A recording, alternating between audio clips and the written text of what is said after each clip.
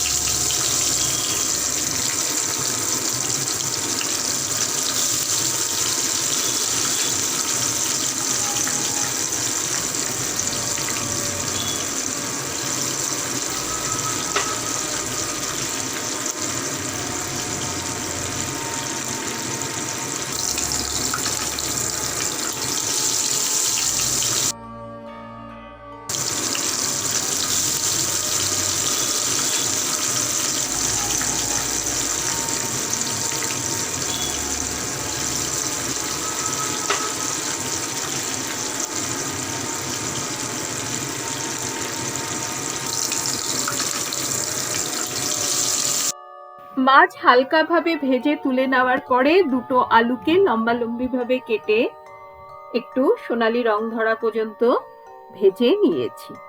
এবারে কড়াইতে যে তেল পড়ে থাকলো তাতে দিয়ে দিলাম 1 চামচ গোটা সাদা জিরে। আর দিয়ে দেব দুটো তেজপাতা আর একটা ফাটিয়ে নেওয়া গোটা শুকনো লঙ্কা। গ্যাসের ফ্লেম এখন কিন্তু লোতে আছে। আর দিয়ে দিচ্ছি বেসিক গোটা গরম মশলা, মানে দুটো দারচিনির টুকরো, 2 থেকে 3টি ফাটিয়ে নেওয়া ছোট এলাচ, 3 থেকে 4টি লবঙ্গ আর 6-7টা গোটা গোলমরিচ। 20-22 সেকেন্ড ফোড়নটা একটু নাড়াচাড়া করে নেওয়ার পরে এর মধ্যে দিয়ে দেব কুচিয়ে নেওয়া পেঁয়াজ। এখানে ছোট দুটো পেঁয়াজ আমি ভালোভাবে কুচিয়ে নিয়েছি। ইচ্ছে হলে আপনি এখানে পেঁয়াজ বাটারও ব্যবহার করতে পারেন। এবারে গ্যাসের ফ্লেম মিডিয়ামে করে ভালোভাবে পেঁয়াজটা ফোড়নের সঙ্গে ভেজে নিতে হবে। পেঁয়াজ হালকা ভাজার পর দিয়ে দিলাম 1/2 চামচ আদা বাটা আর 1 চামচ রসুন বাটা। যে কোনো আমিষ রান্নাতে যেখানে আদা রসুনের ব্যবহার হয় সেখানে আদার থেকে জাস্ট ডাবল রসুন ব্যবহার করে দেখবেন, স্বাদ একদম বদলে যাবে। ভালোভাবে মশলাটাকে কষিয়ে নিয়েছি। এবারে 5টা কাঁচা লঙ্কা আর একটা টমেটো ব্লেন্ডিং জারে দিয়ে ভালোভাবে পেস্ট করে নিচ্ছি। জারের গায়ে যে পেস্টটা লেগে আছে সেটাও কিন্তু একটু জল দিয়ে ধুয়ে কড়াইতে দিয়ে দিলাম।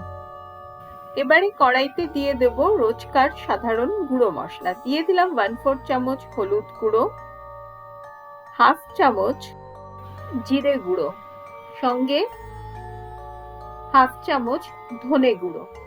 আর দিয়ে দেব প্রায় 1 চামচের মতো লাল কাশ্মীরি লঙ্কা গুঁড়ো, সঙ্গে স্বাদ অনুসারে লবণ। এবারে শুকনো মশলা বাকি তেলে ভাজা মশলার সঙ্গে খুব ভালোভাবে নেড়ে চেড়ে একটু মিশিয়ে নিচ্ছি। এবারে কিন্তু মশলাটা ঢাকা দিয়ে কষিয়ে নিতে হবে। গ্যাসের ফ্লেম এখানে লোতে করে মিনিট 2 মশলাটা কষতে দেব। দেখুন মশলা কষে গিয়ে তেল ভাসতে শুরু করেছে। ভেজে রাখা আলুর টুকরোগুলোকে এবারে কড়াইতে দিয়ে দিলাম। আলুটা যেহেতু খুব ভালোভাবে ভাজা হয়েছে, আলু কিন্তু সেদ্ধ হতে আর বেশি সময় লাগবে না। মশলাটাও ভীষণ ভালোভাবে কষে গেছে। রসা মানে তো একটু গামাখো গামাখোই হয়, তবে এখানে আমি এখন দিয়ে দেব প্রায় 1.5 কাপের মতো গরম জল। গরম জল ব্যবহারে গ্রেভির স্বাদ কিন্তু ভীষণ ভালো হয়। গ্যাসের ফ্লেমটা এখন মিডিয়ামে করে গ্রেভিটাকে ভালোভাবে ফুটিয়ে নেব।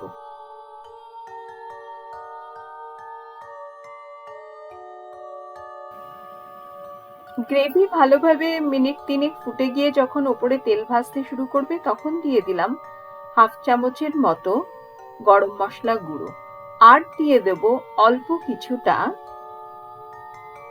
জায়ফলের গুঁড়ো। এতে কিন্তু স্বাদ গন্ধ দুটোই ভীষণ ভালো হবে।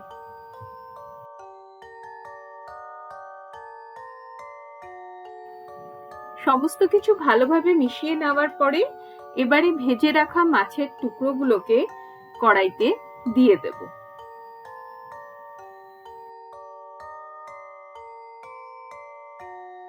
গ্রেভিটা খুব বেশি শুকিয়ে ফেলবেন না, কারণ যেহেতু আলু দেওয়া হয়েছে, আলু কিন্তু বেশ কিছুটা গ্রেভি টেনে নেবে। আর ভাতের পাতে যেহেতু এই রসাটা খাওয়া হবে, তাই খুব সামান্য গ্রেভি কিন্তু রাখতে হবে।